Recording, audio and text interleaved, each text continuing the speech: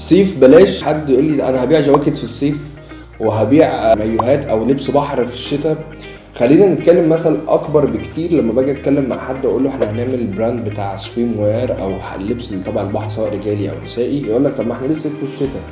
الاجانب ما بيعتمدوش الكلام ده، الناس اللي بره ما بيعتمدوش. ما تجيبليش حاجه مثلا حاجات الموسميه اللي احنا بنتكلم عليها. لو هتبيع هتعمل ستور كله بيعمل لبس تبع كريسماس بس، طب ما ده موسم كريسماس وموضوع خلاص محدش يشتري كريسماس تاني، ده موضوع ضيق قوي. لكن لما يكون مجال سويم وير عادي جدا. انا ممكن انت ايش عرفك يكون الزبون اللي هيشتري يكون ليه ظروف حياه كتير قوي.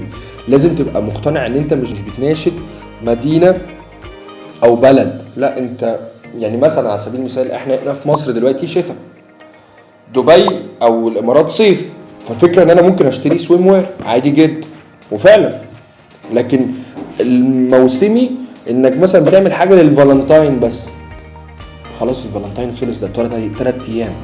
لكن لو بتتكلم على اسلوب او ستايل معين ملوش موسم ودوس فيه بقلب جامد. بس كده، شكرا.